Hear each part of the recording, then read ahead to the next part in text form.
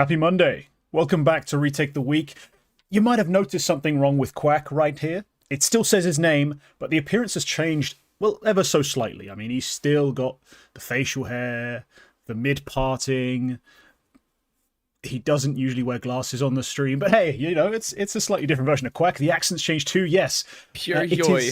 It is not actually Quack, as we all know. That is ynoT, future superstar caster, or currently still a superstar in our hearts, but not quite at the tier 1 level yet.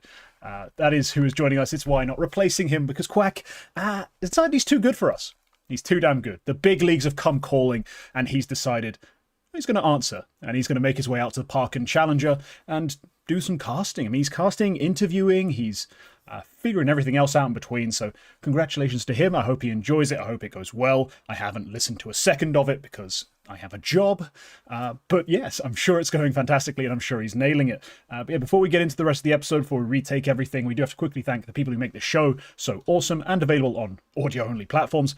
The members. So the members pay me to get access to a bunch of perks and to support the channel, which is really awesome. They get access to the King's Court interviews, the BTS segments, which this week was cancelled due to logistics, and then also other things such as prospect demo live streams, other live streams of things that aren't real shows. The members only sort of content sphere is actually kind of at a stable point right now. It's not really expanding, but it slowly does just get added to. And I'm sure there'll be another episode of the Contributors podcast coming this month. The contributors, of course, XL and Romich, they get to pick the topics, and I discuss it and debate it with them directly sometimes. So yes, that is everything. Let's get into it. ynoT?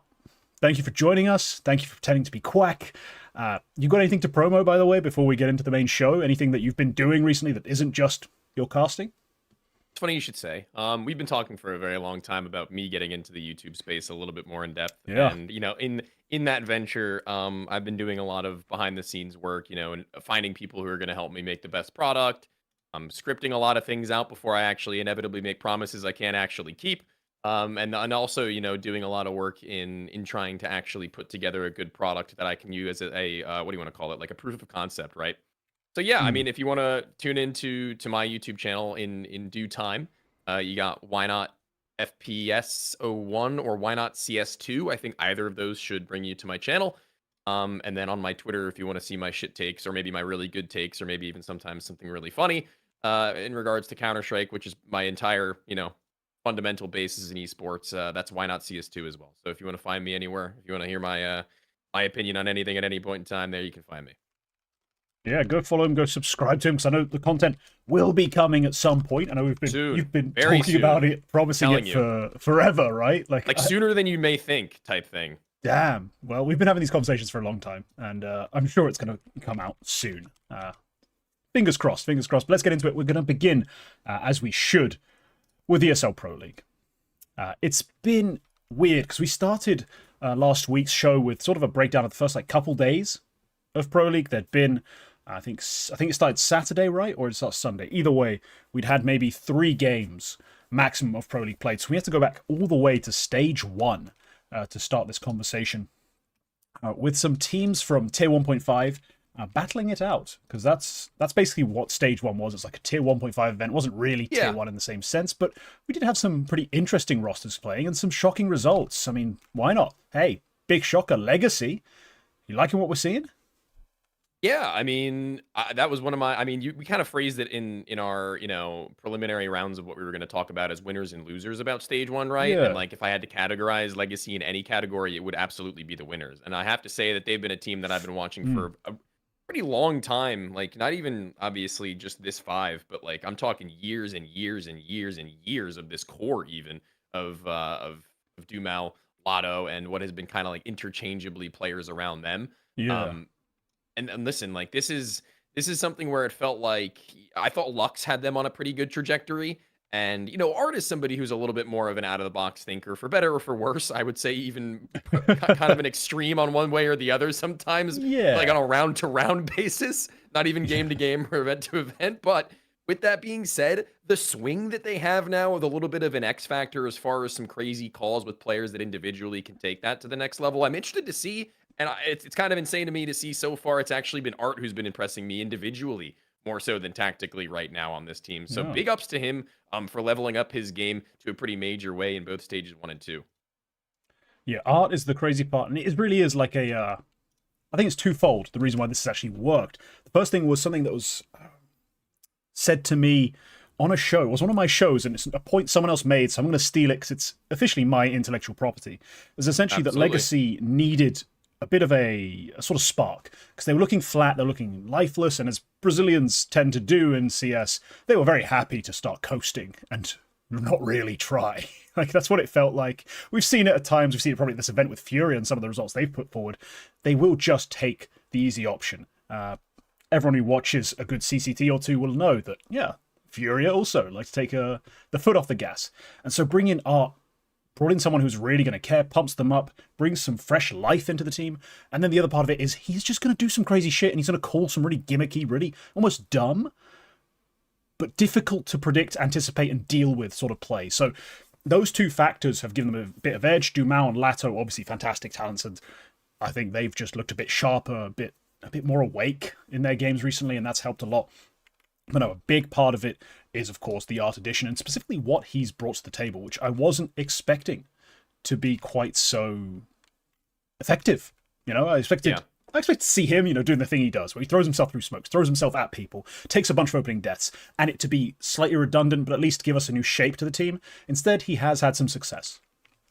And also, I think it's not even necessarily what Art brought, at least in its entirety. It's also kind of what he replaced in Lux, who was an in-game leader who brought a lot of firepower. And by virtue of him bringing a lot of firepower, he also brought a lot of role shifts that made a little bit of an uncomfortability as far as, Dumao and maybe even Neesim on T sides in particular are concerned. So Art being willing to be a little bit more out there, like put himself in the front line, take opening engagements, willing to be traded. That's going to make a lot of room for particularly Neesim and Dumao, which we've seen actually. Like Lotto was the guy that everybody was pointing the finger at because he got a lot of room to wiggle in between the aggressors and the passive players, right? Like he got a lot of chances to take duels wherever he really wanted to, depending on whether or not he needed to even take them first, second, third, fourth, fifth. Like he was always, just malleable enough to where he could probably survive in those instances, right? Where like Dumao is kind of like a specialist. He's kind of a specialty player. And I think Neesim, being somebody who was also a little bit more used to being given free reign in previous teams, comes into this one, anchor on CT sides, probably a lot more supportive on T sides,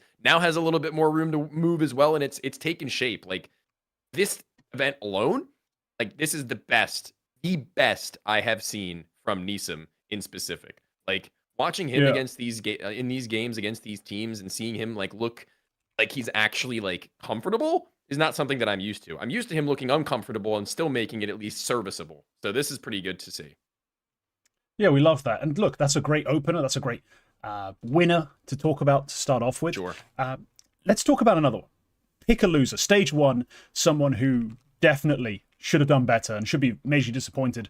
Who's someone who undershot expectations? See, this is tough. I think that the easy answers that I'm just going to kind of spit out and you can take whenever you please, because I don't really, I think literally beating a dead horse, I'm tired of it. Liquid. Like, frankly, it's just something that I'm tired of talking about and having to try to come up with new reasons why they're shit. You can see why they're shit. I know why they're shit. You know why they're shit. Your grandmother probably heard through the pipe why they're shit. Like, I don't need to say it again. But the one who I actually want to say is NIP. I think NIP desperately trying to pull for something in these tournaments isn't necessarily getting blown out the water, and they're also not necessarily looking embarrassing. But here's a stat for you. On average, in the games they lose in this tournament, in the maps they lose, more accurately, they have less than a 5-round difference from them and the other team. Now let me one up that.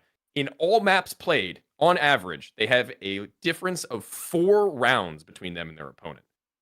How begrudgingly, absolutely mentally tolling must it be to come into these best of threes, get so close to winning each time, and losing? That is something that has to be weathering onto them. And frankly, as a fan of what NIP has really put together, although it's taken some time, it's weathering on me as to whether or not they're going to lose X Kaspersky to somebody a little bit more talented as far as a core is concerned. Are they going to look to make another change, maybe even too soon?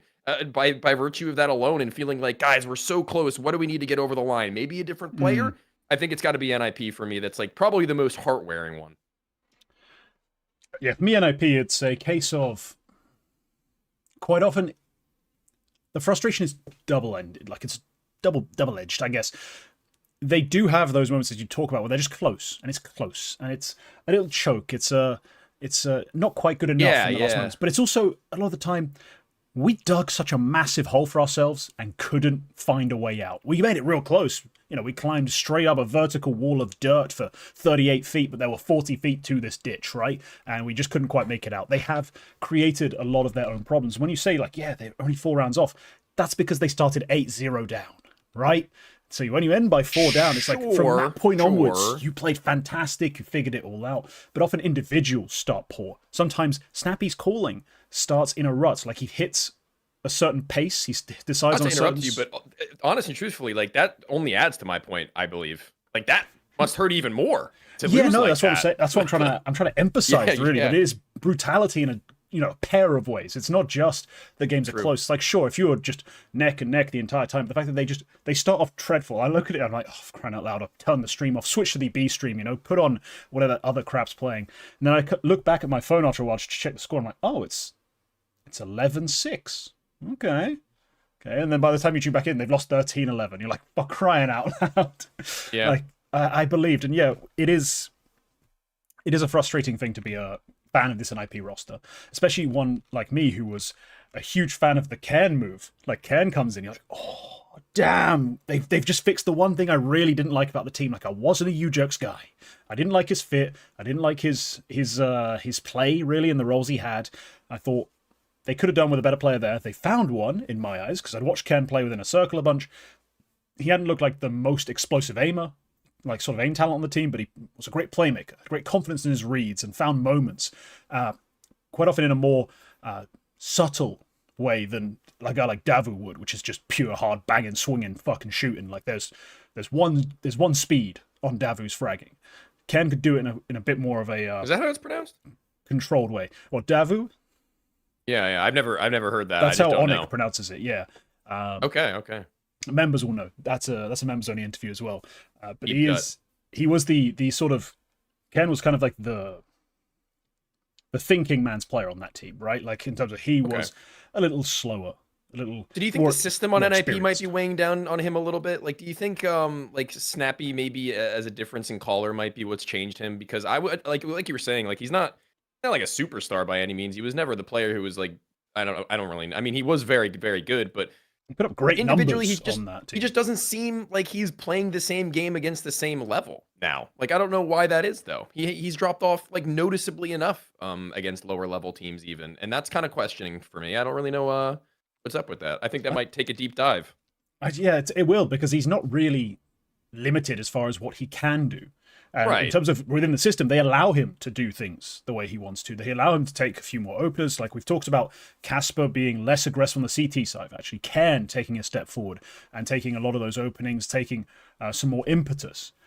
But it's not really mounted to Cairn. I think ynoT might be more strict. I think ynoT might be the more strict of the two IGLs in that sense. Yeah, ynoT would really just be like, all right, cool, we're running this sort of thing. We're grouping up. We're having to, because they played a very bursty, bunchy style. So I'm not really sure what's going wrong for him. It's not like his fragging is dreadful. It's not like he's not like he's terrible, but it's just, yeah, we would have hoped for a bit more. He's just U-Jerks for me right now. Like he's unfortunately in the U-Jerks. Like, you know what I mean? Like I was like, oh yes, cool, good upgrade over U-Jerks, and he's just Ukrainian U-Jerks for me right now. Yeah, I hate to say it's true, but yeah, it's a guy who was really excited for the move. It's not really manifested in the way I hoped. Yeah. So yeah, no, the classic, NIP struggling. Close, but no cigar, over and over and over again. A real shame. Let's talk about another winner, though. A team that shouldn't be here, but I want to hear your take on this team. They got roasted by ReTLDR, I think unfairly today on Twitter, criticizing them for not being able to beat anyone. My brother in Christ, whoever's running your socials, they made it to stage 2, still with youngster Orping, heroic. Like, come on. They made it through stage 1, beating Parry Vision, beating Passion UA, and also getting a win over, who was it in the opening matchup? I believe that's the overall NRG, which is, kind of a layup, but not that obvious until we'd seen them 0-3. Before we'd seen them 0-3, we probably thought they were a decent little opponent for a team of Heroic's caliber, but Heroic go through 3-2.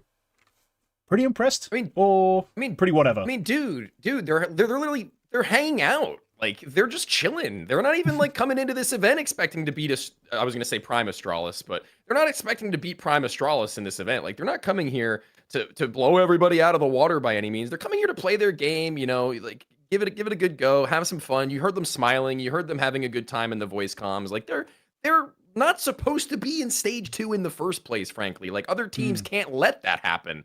Yet they make it there and they take a map off all these teams that beat them. And who are they? Top teams in the world. Mouse Sports and Furia. Like, they take them just deep enough to where I'm like, how the fuck are you losing to a guy who doesn't even op? Like, what are we doing here? You've got Molidor, the youngest prospect, period, in opping that we've seen in the last, like, 6 months to a year. And in addition to that, you've got Torji on the other side getting out-opped by Youngster in the best of 3. In the losing BO3, Youngster out-op Torji. How insane can that stat possibly be? And I'm not even talking about op kills. I'm not even talking about the sheer number. I'm talking about doubling the head-to-head at 8-4 in duels against Torji. That is something that needs to be contextualized on a team that, again, shouldn't be here in the first place, doesn't have a primary opper and server, and is still giving these teams a run for their money at the bottoms of stage 2. There is a world where they go 3-0 in the groups. Do we not realize this? Do we not actually see that they could have beaten the Mouse Sports team that they lost to, that they could have beaten the Furia team that they lost to? I'm getting a little bit tired of this rhetoric of the, heroic, like, dude, are you blind? Like, I'm actually baffled at some of these takes.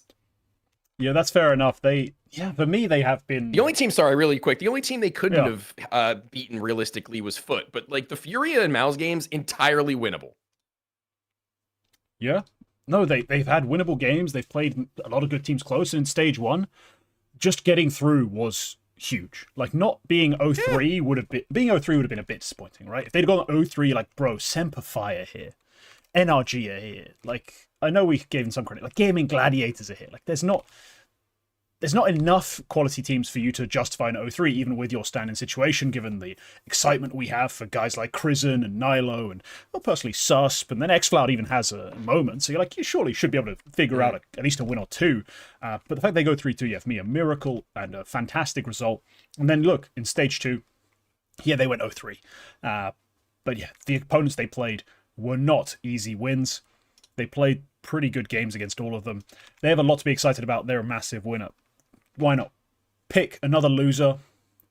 Could be. I'm looking for stage 1, but maybe their final loss came in stage 2. Is there anyone you like to shit on a bit more? See, yeah, I mean, I don't really want to shit on anybody anymore, so to speak. Yeah, I mean, I guess if we're talking about just stage 1, I mean, it's got to be Paravision.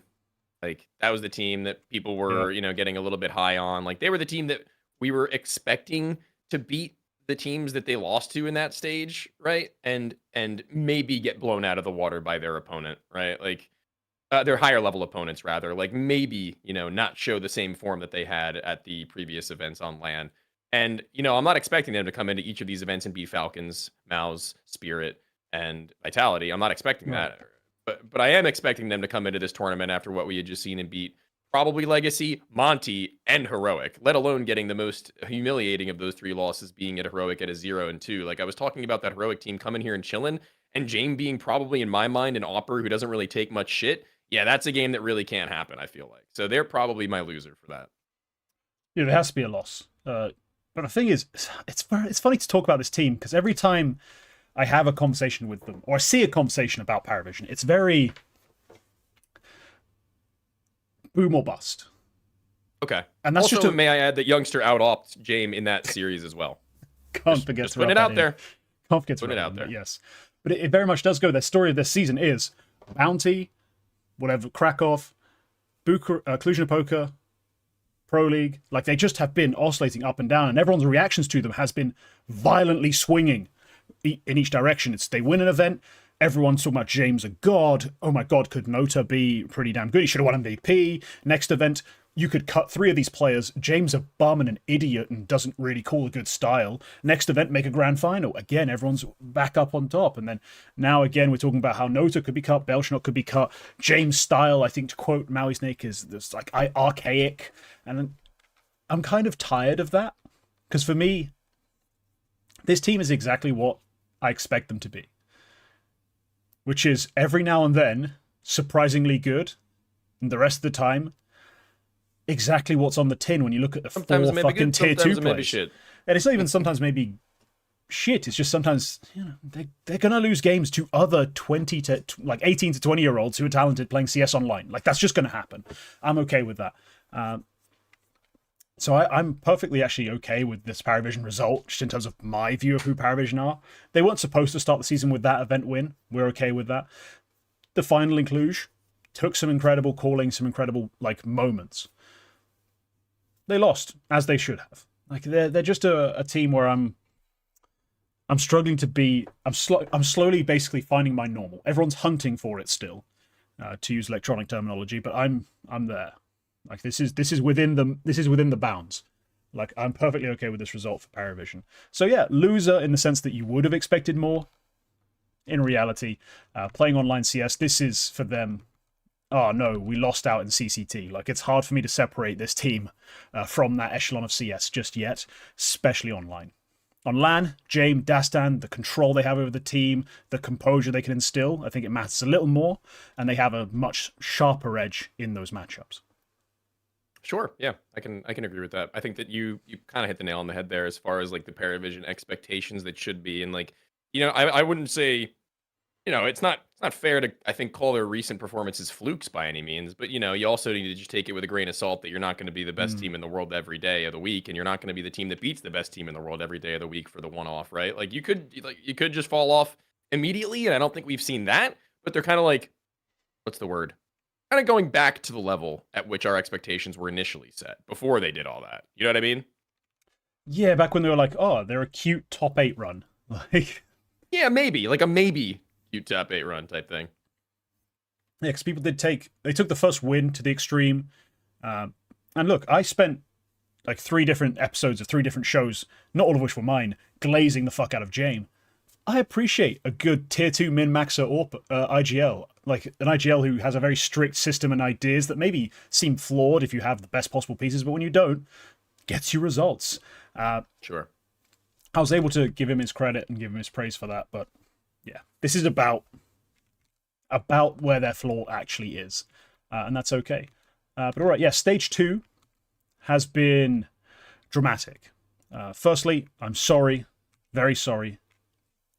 I was right. Monty did go 0-3. I said they would explicitly on the double swing, just outright. Like they're going 0-3. And it happened with the most embarrassing moment, honestly, being they lost to FaZe. Which, isn't exactly a high point for anyone these days, because FaZe have been truly horrible.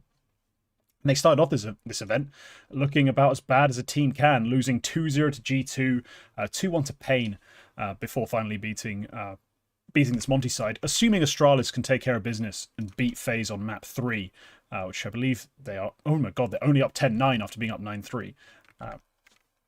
Who's the bigger loser for you, Tony? Is it Monty who go 0-3, or is it a FaZe team that technically beat them, but probably go home 1-3? Maybe 2-3 if a miracle ensues.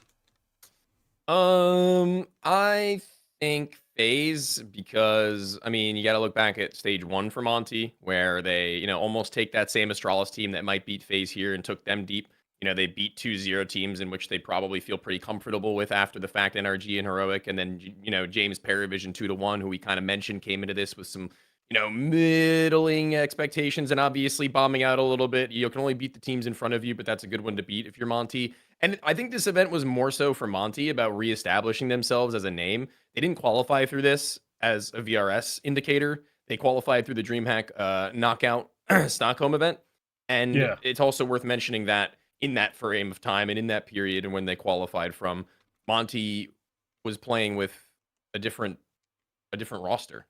So like they had Ryu, who's now on Astralis, who was absolutely incredible and vital for them. Now Rainwaker, who people were like, like, can he really do it? Pushing decent numbers again in 500. We've seen this one before. Liquid didn't pan out, but clearly one of the most vital pieces to this team in the same way that Ryu felt like as well. So I think this was more so about putting themselves back on the map and blowing away expectations And I think they did that. I think they did that. And, sure, they lose 0-3. They take a map off Navi. That looks pretty good. You lose to Legacy. Legacy are on a little bit of a heater in general, so we don't really know the trajectory of them to say that it was a shit loss. And then FaZe, that's the one that we can point the finger towards probably more so than anything else. But that's really not going to be the greatest of my concerns to a team that I wouldn't have said could beat FaZe or Navi in the day in the first place. So, Yeah, no, they probably should be disappointed a little.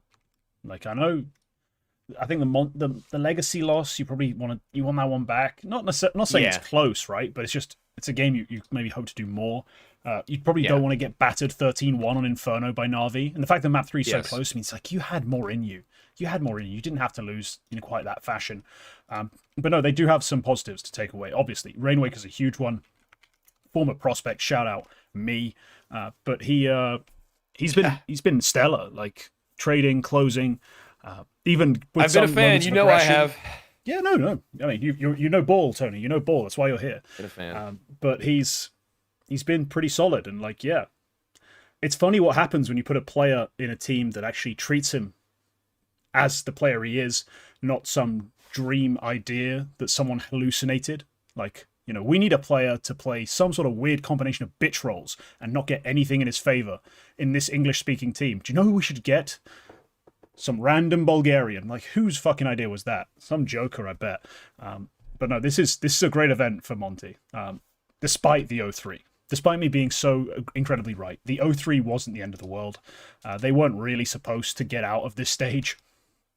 And I'm sure even for them, this entire like event, like Pro League Stage 1 and 2, I'm sure it's been a net gain for them as far as like VRS and things like that. Like this probably kept them in the major conversation and probably secured some stickers. I don't know. I'm not the expert. This is usually why I defer to my co-host because I don't really. He follows all the. I usually defer Still to talking Quack about Monty. I'm talking about Monty. I usually defer to Quack on this sort of stuff in terms of how the VRS implications have lined up because he follows all the VRS nerds on Twitter. I'm not sure if you do. They are at the top of Stage 1 qualification now, so they're pretty safe. Feels like right now. Okay, so yeah, I was about right. Like this is all worked out nicely for them. They can be quite happy with the CS they've played and the results they've managed to gain. Like this is a legit team. Okay, Stage 2. We're currently not done.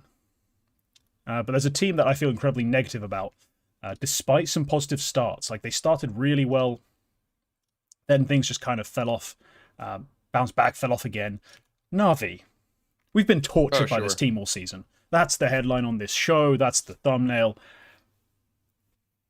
Why not help me out? What's wrong with this team? Do you have a quick fix? Because they're my counter push. Anytime someone tries to shove another mouse change down my throat, I regurgitate it and throw them Navi. Like, if you can fix Navi, I'll allow you to have a tolerable, like, your opinion is no longer intolerable, and you can talk about mouse. But first, address this mess, please. Yeah. See, it's kind of. I don't. Okay, not this. I was gonna say the same boat as Liquid. Not the same boat as Liquid in the sense that they're in the same boat as Liquid as like they're dead, they're dog shit, blah blah blah blah blah. But more so in like the conversations on surrounding moves that people always say they need to make. Right. I think they're always probably dogging on. I think primarily it feels like Ultimate. I think that he's the guy that everybody probably points the finger at. And then, other than that, it's like, is Shuei the best in-game leader? Outside of that, I think people have restabilized on how they feel about NAF. I think they're pretty okay with him. I think individually, Elige is looking okay to fine, and people aren't really bitching him out all that much. And then Nerds is somebody who I never hear anybody actually say that they want off the team. But then you look at Navi in that same regard, and they've got probably, I think, Imma, who's the Liquid's ultimate, who everybody is saying that if a move is to be made, then Imma needs to be gone. And then, same thing as Liquid in the sense of the in-game leader questioning, and especially after the off-season talks of like, what was it, like Senzu over Alexi B? Something like that? That shit pissed me off so much. Like, you're telling me you genuinely want to replace your IGL with checks notes, guy who doesn't speak English but frags good. Like, what? Yeah, and then Imma with in-game lead, I suppose. Like, whatever. I mean, it's not something that I'm going to even entertain as a concept until I see it done. Like, until I actually see them pull the trigger on a move like that, I don't even want to really think about it. But if we are going to be logistically real about, like, what fixes them, I mean, roll for roll, pound for pound, the same reason why I compared them to Liquid, they're probably right in the fact that like Ultimate could be a player they replace and it might help out. That could be a thing. In the same way that replacing Emma with another player in the same role at an upgrade at wherever they can find it probably will help out. Problem is, who are you picking up? That's always the problem. Who are you actually getting? Yeah, kick him, kick him, kick him. Who are you picking to replace them? Is always the question that never gets answered. And then you know what the very popular noob answer is, like the don't really know anything about Counter-Strike answer is? Anybody. That is an unserviceable response. So I don't really entertain that anymore. So if we're going to be serious about how to fix Navi, I think that the Navi fix is going to be giving it until the major and seeing where you stand with Makaze and the team, where the leadership is, and where Emma's role is being performed. And they need to have a serious team talk about which of those three things need to be addressed more. And right now I'm leaning towards Emma. Yeah, so I unironically have given that response to the Emma conversation. To the point where I think I mean, it sounded like I was trolling, but I was only a little bit trolling on Snake and Banter when I said I'd take Symmetry over Emma on this team. Now, of course, yes, we do a little troll. We do a little trolling. I'll let that slide as the one for this episode. That'll be the one that I just let go. We do a little trolling, but look, the luxury of trying to replace Emma is I think you can do it with so many different riflers. Like anyone who's not a I have to hard lurk or I have to hard open can fit in the Emma role in some way, in some way, shape, or form. Like it's viable, and I'm not saying it's easy for them to make that move, especially not with like, oh, just find a player of any quality, dude. Just sign anyone. Like, no, it's not quite that simple. But I've been looking around the scene, and I'm like, I could take ynoT on this team in that Emma spot. If people are done with him on Liquid, I'm happy to have him in there. I loved the idea of a Senzu move. I was like, if you could be the ones getting Senzu in for Emma spots, I love it. Because look, I get that I saw this was a thing by Ready.gg. If you've read any of their articles, mostly the stuff by Luz Raposa, aka Sam Carter, he produced this thing where he explained like his view or this new idea of viewing roles through like resource allocation and things like that. And Emma ends up as the support of the team. The problem is, the one problem I have with his whole system is that if you show it just in terms of the end result and you don't see the actual numbers that go into it, you start thinking, oh, well, he's the hard support. He's so hard done by. And then you look and it's actually like fractional differences sometimes across teams between who's the most supported and least supported rifler as far as these metrics. So people will often give Emma this like credit of being a hard support who's so hard done by. Then I watch the POV. It's like every fight he takes and wins, because he never wins 50-50s, is someone has given him a flash, someone's taken aggro for him, he's swinging off someone else's contact, he's got someone to trade, he's got like all these things to work with. That I just, there's never been a less interesting, less boring player to watch drop 30 kills than Emma. Like, there's nothing spectacular about it. It's just, oh, yeah, that's a good trade, good trade. Oh, those guys were both blind, nice double kill. He makes every move at the right tempo, the right pacing. He's in the right place in the round. He's probably cobbing all the right stuff. He's just not able to do anything that breaks rounds open when things aren't working. And currently, the Navi system isn't working. They aren't calling the right move every time. Alexi doesn't have them set up for the right play. He doesn't have them going through the right smoke on the right timing. Blade isn't setting them up perfectly either outside the server, clearly. Otherwise, they wouldn't be in these awkward spots. Like, they wouldn't be a maybe to make playoffs at an event where half the top, like, well, not half the top teams, but like where there's no Vitality, there is no Falcons. All of a sudden, all you have to be is one of the top 10 teams in the world to make an 8-team playoff, and you're not even sure of that. Like, that's a dire state for Navi. So I would be happy to have a risk taken here. Like, maybe you go talk to Bait. If you go talk to Bait about MPL. You start having that. I've had that. I mean, I've been suggesting MPL to Navi for Emma for a long time, but that's just me. There's a lot of players I would see fitting in that spot. Do you have any in mind? Is that what you're saying? I think that probably one of the most interesting moves that you could make would be to kind of, really, in a really funny full circle way, reunite the core of FUT, or rather Navi Junior in Navi. I think that Krebeni is somebody for Emma who role wise makes a lot of sense to me, at least when it comes down to defensively. I think and that's especially a an good fit. IGL coming in for a role which a player who never shuts the fuck up. I mean, we all know this. Like Ima talks a lot in this team. Like that makes sense. And you That's can an keep aspect. Alexibi. You can keep Alexibi in this instance. Like the back and forth between those two, so long as it's healthy to some regard, should be Yep. as much as Ima was in that same space. But the luxury that you have is that if you don't want to keep Alexibi after a certain point, no one's really saying you have to when you have Krebeni at that stage in the game, right? Like no one's really saying after a certain point that you need to not, be afraid to shift Krebeni into the primary in-game leader role. That's something that I think would really benefit them if he could actually pull from Alexibi. But the problem is, would Alexibi be willing to even entertain this as an idea if he knows that he might be the one next on the chopping block with that as a real thing, right? So, it would be kind of awesome, I think, to see a reunion of the core of that Navi junior team in Navi at some point. I think that'd be a really cool full circle way of how things have gone. But second player you pull in, I don't really know who. I guess it would be. I think would it be Jugs? Would it be Jugs? You pull in if you replaced Alexibi, like B Anchor Mirage, either B Anchor or Mirage. That's how I like base everything on. Yeah, that's one very specific spot. But yeah, like that's like my baseline for a lot of different things. But like hypothetically speaking, like if he is their B Anchor on Mirage, like that's a guy like him or Demon, where it'd be really cool. Like if I could get like Demon, Akaze, Benny, Bit, wonderful. Like that kind of bangs. Like that bangs pretty hard. But then at that point, I just get Jugs right now. Even like it's so crazy to me. Maybe the foot argument for a new opera isn't as bad as people think. Oh god, I've gone into an absolute hole. I do love that you've essentially just gone. What if Foot signed Wonderful? Like that's what you're coming out. Signed Foot. Let's just do that and yeah, keep Wonderful. Maybe. I mean, the only other case I'd make is like I'm keeping Makaze over Launex, and I get Launex has played fantastically, but firstly, Makaze has. That might rock. What the hell? Makaze was a banger on Foot when they were Navi Junior, like especially explicitly in those roles. And well, moving into Tier 1, he's gone to big stage playoffs and fucked up some of the best teams in the world. So we know he's got that ceiling. Like, yeah, I'd make that. There's a lot of fun to be had there, but we can move on. I think we spent a little bit too much time on that one. Yeah, we probably did, but I love fantasizing about cutting Ima. Just to be clear, like I'm very happy to dream cut about Ima. it.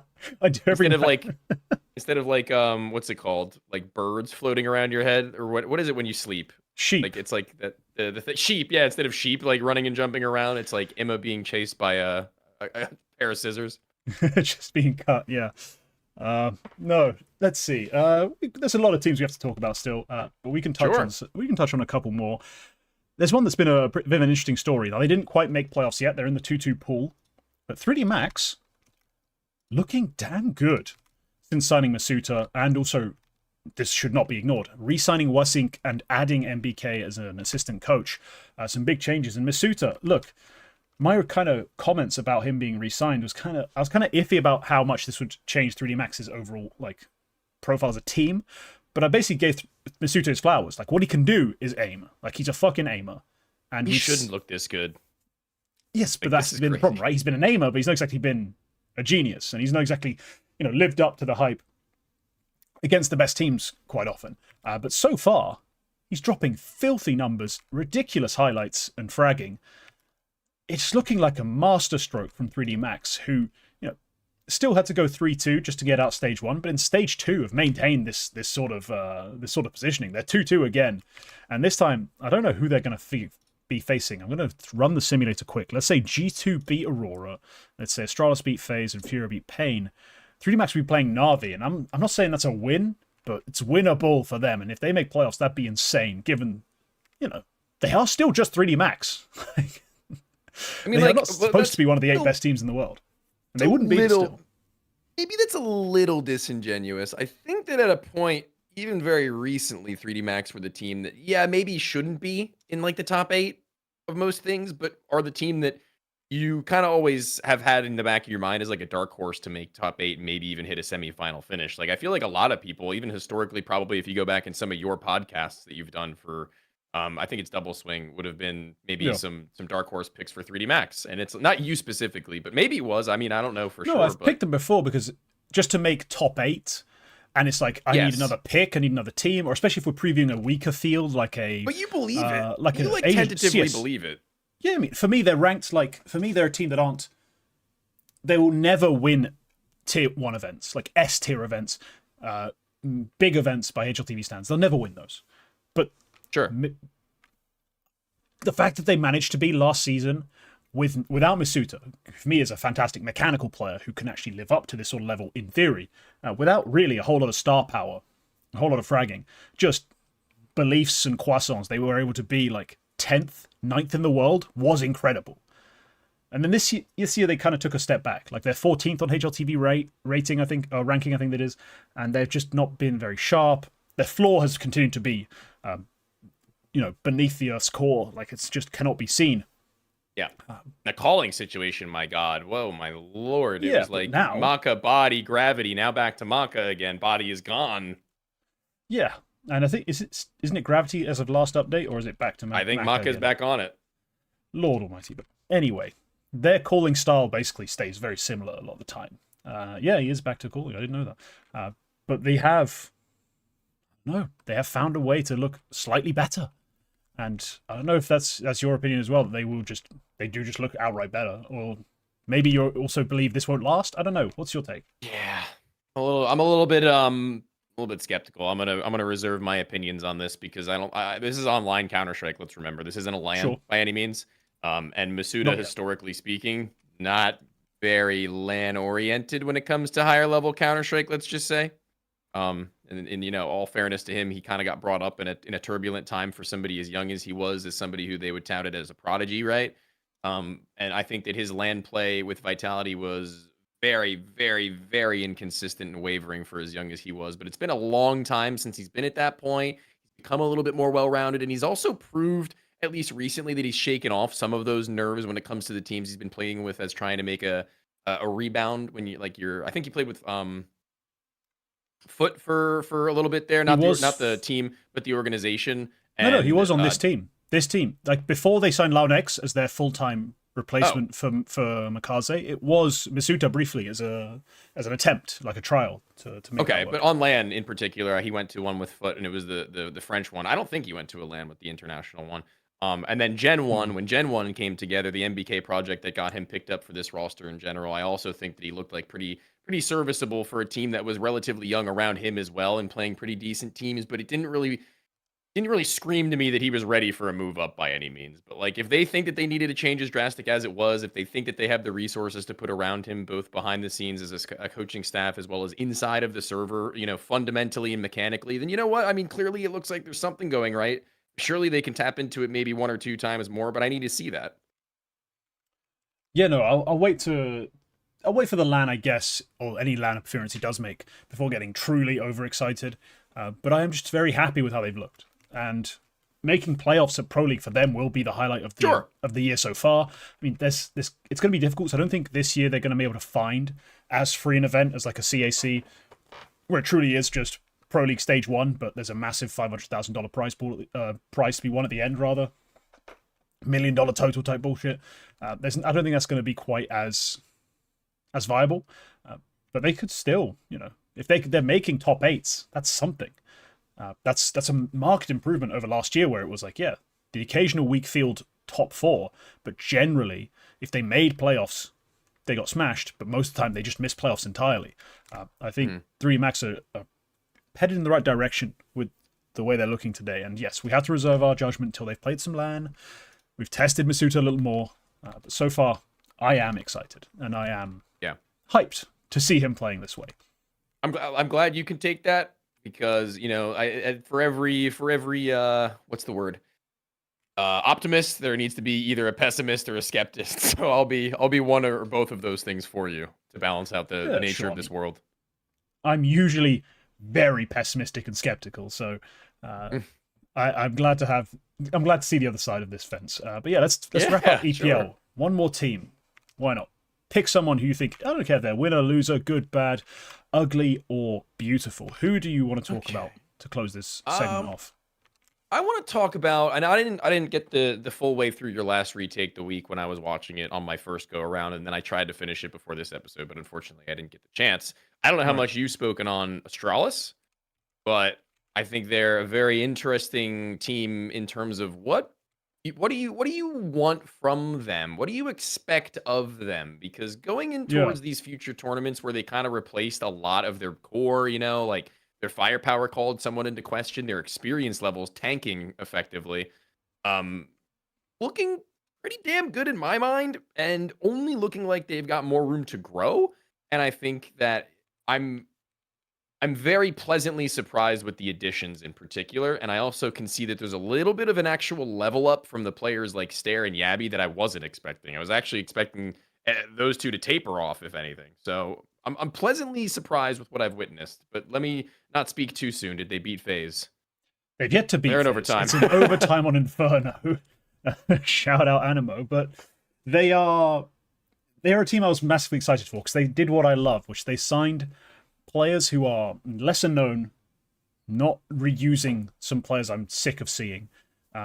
Actually taking some fairly well-informed risks, not just risks, but informed risks on Ryu and on Fuzi, connecting them with a good IGL and a couple pieces who are sometimes maligned for the wrong reasons, sometimes right reasons. Like, I get it. I've been a Stair critic, I've been a Stair fan, I've been a Yabby critic, I've been a Yabby fan. Like, it just depends. They've had moments in their careers. But they're both players with some talent, who've shown some potential. And so, yeah, you bring in two guys who are a bit more unknown, a bit more risky, but who are well scouted. And it's worked out pretty well. I mean, I do think they're in a tough spot where they don't have, for me, a superstar. I think Fuzi and Ryu could both be potentially like top 20 to 15 range sort of HLTV top 20 players, if you see what I mean. Like, they could be that kind of star. I think Ryu can actually be like, if we're going like role wise, like I think he could be like a top prospect in like his career at some point in his role. Like I think he could be like a top 3 role player at some point in his career. Okay. Not like role player all roles, like in his spots. Like Yeah. he's not playing bitch roles, but he's playing bitch roles. You know what I mean? Like he's playing spots where he's like, yeah, dude, I'll kill 2 or 3. Hell yeah. Yeah, they've got in terms of their balance of stars and not stars, like it's interesting.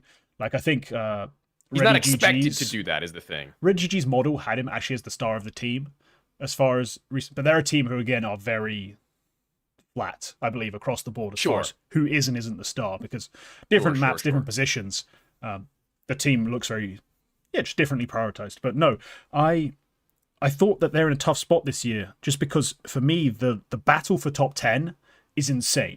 Like from like 6 to 25 in the world, you've got so many rosters that are well put together, have decent talents, and you're just all fighting it out just to try and get in those spots. And like Vitality don't care. They're just going to brush you all aside. They're way better than you. Falcons, in theory, Spirit have so much going on in their rosters. They should also be able to do it. Maus just do it, despite also just being a bunch of academy kids. And Spinks, they're also just better than all of you somehow all the time. But for those people beneath them who are trying to make just the top 8s at tournaments, if they get the bracket right, maybe we can make a top 4. There's so many of those rosters. And Astralis do not have any overwhelming sort of to push them over that line. I know what you're saying. Feature that just makes them stand out. And also I think it's cool the way they're assembled. I like all these young guys. And they do have potential. Maybe they develop a bit more, and I'm not quite seeing how great Fuzi can be. Maybe Ryu is as great as you're hoping. Yeah. It feels like this team is almost becoming kind of a farm for me. Like, I feel like this is a team that's going to look just good enough on every player on the team that any team could take from them. I think that might be what they fall into if they're not careful. Because, at some point, maybe FaZe are like, our anchor situation ain't looking too good right now. There's Ryu guys looking pretty hot. Fuzi's looking pretty good too. And, Brokey might not be on the up and up. And the same can be said for other rosters, even like if we're talking like outer regionally looking for like not a star necessarily, but somebody to fill that 5th player spot. Like, I mean, this is a really crazy thing I'm about to say. I don't necessarily believe this, but Navi, Emma, maybe they're like, well, if we can mold this Stair guy a little bit, maybe he can work out. Oh, maybe Ryu, he plays passive roles. He looks like he's vocal. Maybe we could work him. Like I don't want them to fall into that pit, but I think that there's a very real possibility that they might. Yeah, they could be a team that's picked apart basically for scrap, right? Like just torn apart like an old car, and all the bits coming up in different spots. Kinda. Like it could happen. And imagine like an org that comes in with a bit of ambition. Like so I've heard there are some big names still circling the CS sphere. If they try to pick apart, like maybe take a player from Foot, a core from Foot, maybe we prefer Fuzi, we'll take Fuzi out of Astralis. We've got the money bags, we can throw it around at people. Like maybe some org comes on and tries to make some sort of Frankenstein's tier 1.5 monster. Like it could definitely happen. So no, they are in an interesting spot, but they do need one of these players to level up to get out of those conversations. To be like 100% secure as like 6th best in the world, you do just kind of have to match and outperform G2, NAVI, Parivision, Aurora. You have to then also compete with teams like Legacy, like Foot. Yeah. It's just rough. It's just a rough thing. And if you do manage to do it, it's very impressive. Full credit to you. But it's hard to predict. So yeah, that's Pro League. Obviously, the last games are still happening. Tomorrow will be the 2-2 games. And of course, we still have a 2-1 game and 2 1-2s currently going on. So yeah, not completed yet. But that will all be covered, I think, in next week's retake briefly. Because, well, obviously, it'll have all happened about a week ago. And it'll only be a few matches. About a week ago. Yes, indeed. Let's get into some VRS LAN bollocks. There's a lot of this going on these days. The VRS system is very important. It decides a lot in terms of the future of orgs. And we're going to begin with the smallest of these LANs, of these events. And that's going to be ESPLAY, Back Force Masters. Sorry, it's just so uniconic as a name. I just cannot put it in my mind. This event happened in Sweden. It was essentially a bunch of Swedish teams milking VRS. And then a couple other teams showed up with primarily Germans, both of them, Wave and Big Academy. I'm sure there was a portion of this event that wasn't covered by HLTV. Like, I feel like when I see a 6-team playoff bracket double elim, there's always something hidden on a Liquipedia page that I didn't check. Sure. But yeah, this event, not the most significant as far as major racing or anything, but I just thought we'd give it some coverage, because if we don't, no one will. Who will? Yeah, no one will. This will not be on HLTV confirmed. This will not be on Talking Counter. It certainly won't be on Overtime on Inferno. So let's discuss, some pretty talented players, and none of which I've chosen as my prospect, so I get to just glaze extra, I guess. So why not just ask you this question. Aside from Jaboan, because I know you are a Jabona, I know you do rise up. True. Anyone else you're a fan of in these players? In Big Academy or at this event? This event in general. There's a player by the name of Snow.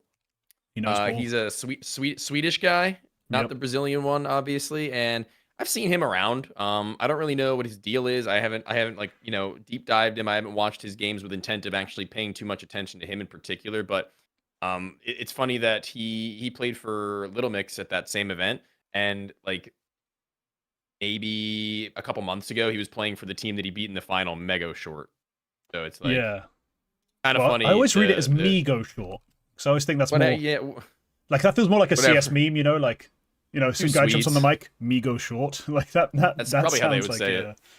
Yeah. So Snow, I think he's pretty impressive, and they ended up winning the event. And I think that if there was an MVP to be labeled for that event, if there wasn't one for their own purposes, not HLTV, then he'd probably be the guy. So yeah, he would be. Where is it? We've got a soundbite for this. He would be. You the real MVP. Thank you, Kevin Durant. He would be the actual real MVP. He wouldn't be the real MVP, because that's someone behind the scenes usually. But this is, Snow had a fantastic grand final. I think that's what locks up the actual MVP for him, like player of the tournament type shit, because Titulus does outrate him, the player from Mego Short. Sure. I've watched demos from this event from 3 different players, specifically Jaboan, Snow, Titulus. Now, Snow is a guy who Swedes, if you talk to them, Swedes who are properly like hooked into the scene, will be like, holy fuck, Snow is so fucking good. And you watch Snow's demos, and you're like, I understand why anyone who's watched this guy play at a LAN thinks he's hot shit. Because holy fuck, his shot speed, some of the things he hits, disgusting. Like, revolting. He's also the only reason they beat Big Academy, who should have just fucking won this event. Let me also say that outright. Like, he's the only reason that they beat that team. He wasn't their best player across the series, but on map 3, I'm pretty sure he dropped like 30 on their fucking heads. So he did on that Mirage, wasn't it?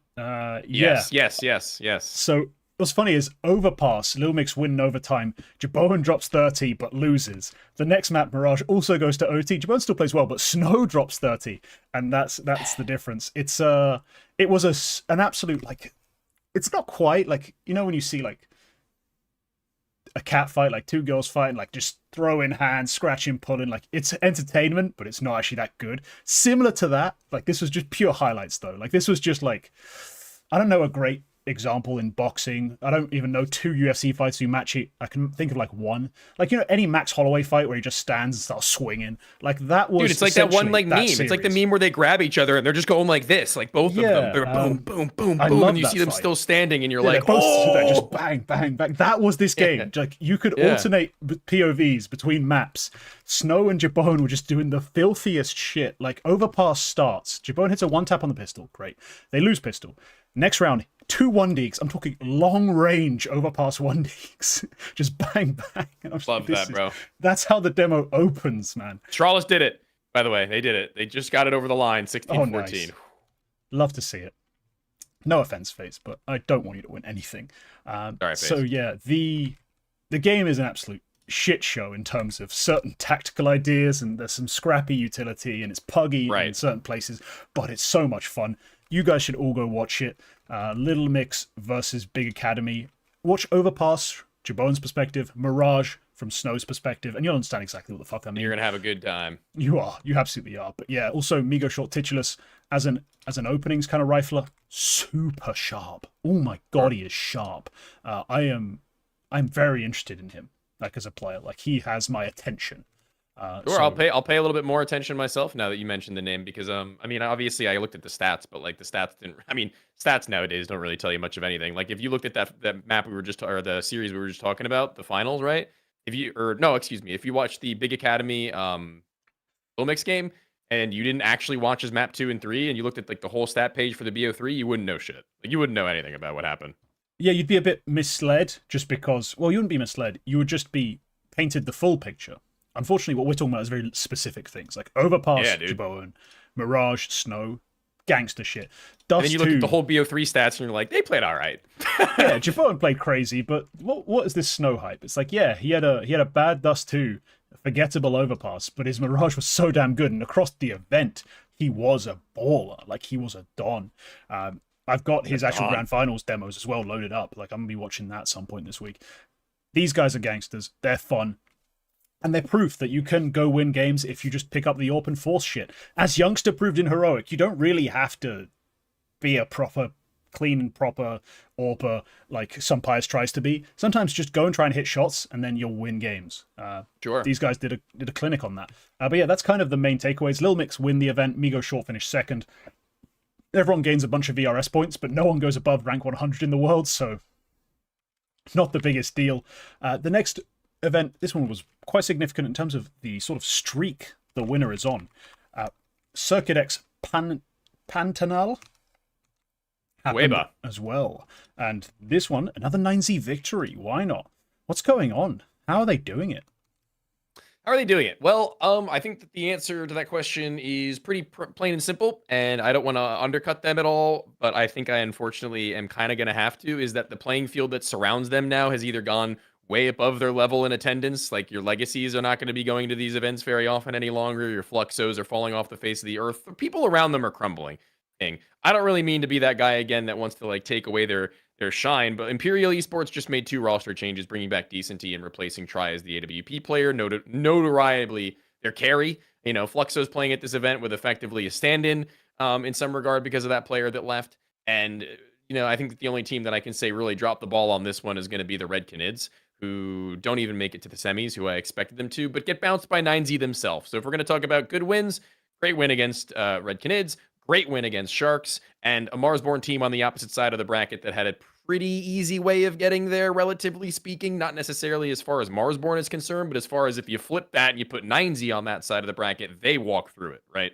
So yeah, I think that the answer in easy point is that they beat the teams that they probably should, that surround them, or at the very least, they have a very good chance at beating. And all those who would give them any a struggle are either in the dumpsters themselves or are already moving on to bigger and greener pastures.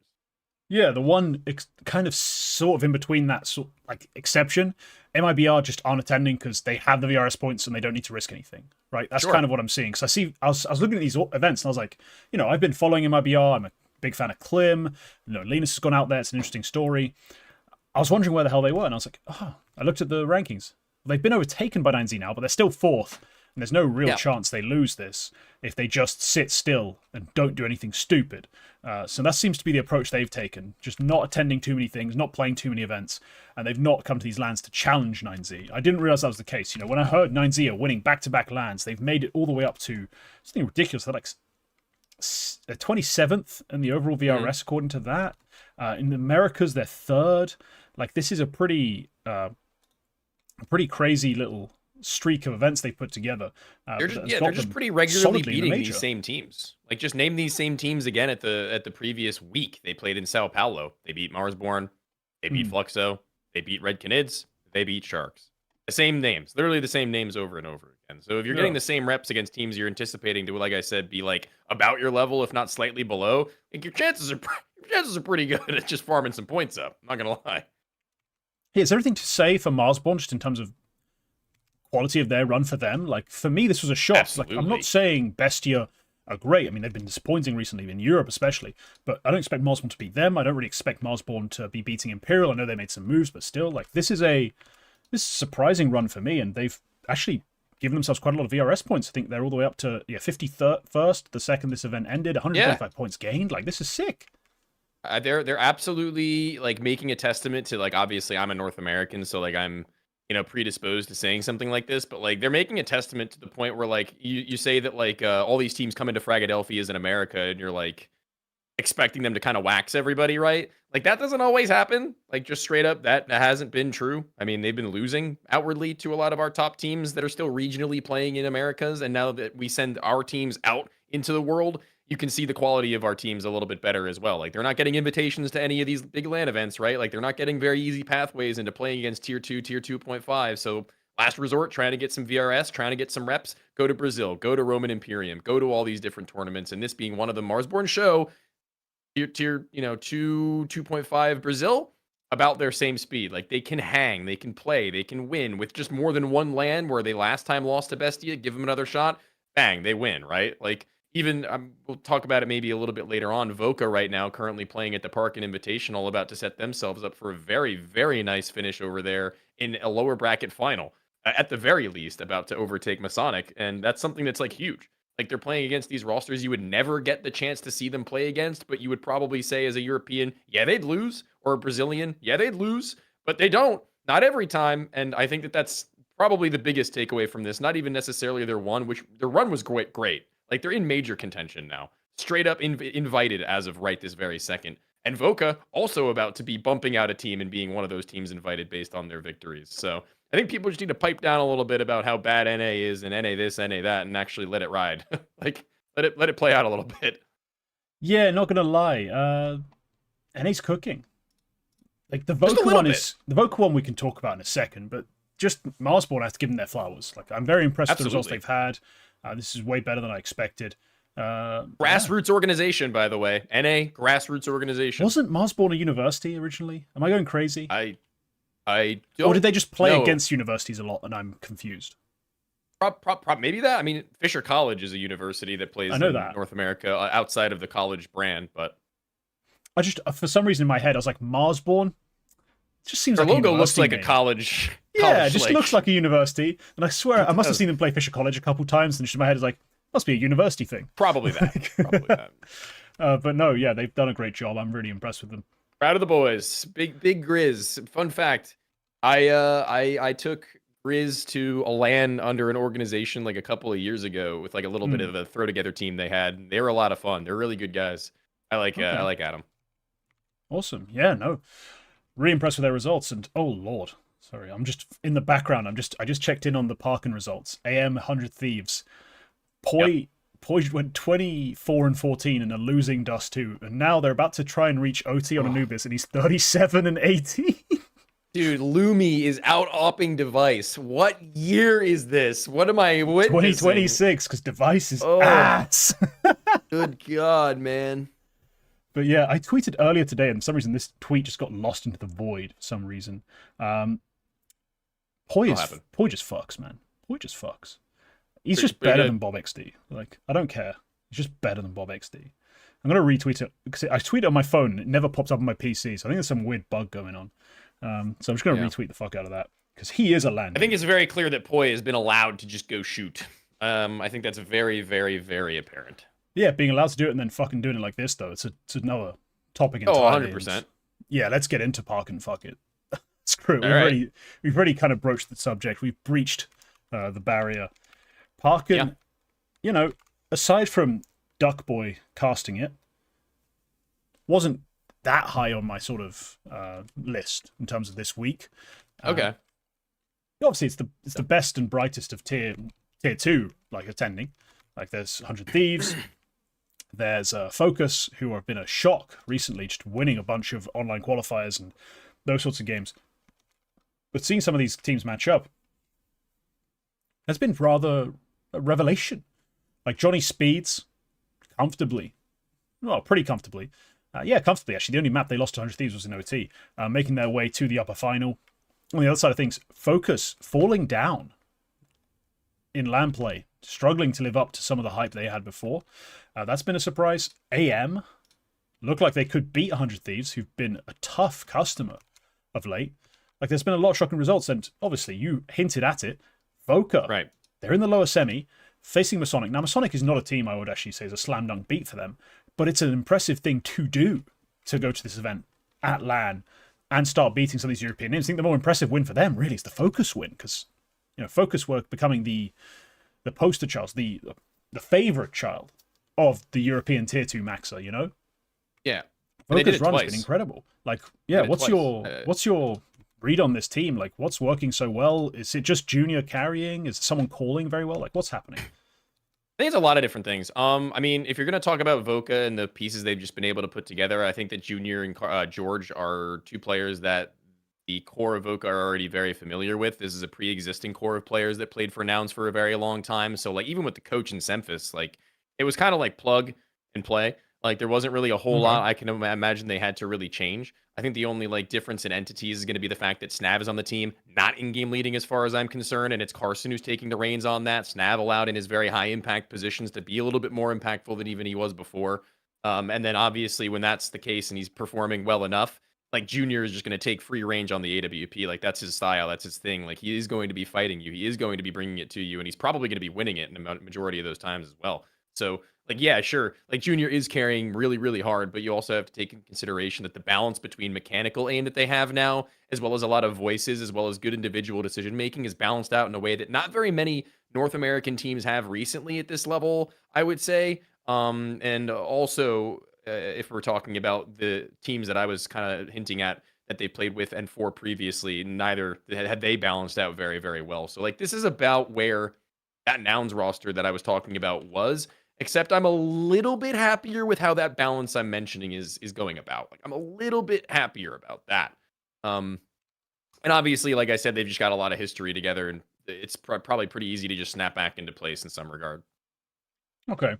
Yeah, that familiarity probably is a big bonus. And Junior, yeah, he's put some numbers for them in NA, and I kind of just like, yeah, whatever. Like, well, not necessarily for them. He's still listed as a rave player, skin rave player. Like, I don't really know what's up with that organizationally, but whatever. He's here with Voca. He is also putting up pretty damn good numbers. Yeah, considering I watched him, we all watched him on Furia. It looked like he'd never seen a flashbang before. And now, here you are, playing real CS, because, these European Tier 2 teams, there's a reason we expect them often to do well in other regions. They play a solid style, and yet they're still thriving, and he himself's an individual still having a good game. What do you like their odds are? What do you think their odds are, sorry, if they do face the winner of AM 100 Thieves? I mean, AM, a bit of a difficult team to judge anyway. Do you think they have a real chance of making that consolidation final? Hell, making it all the way up to the grand final?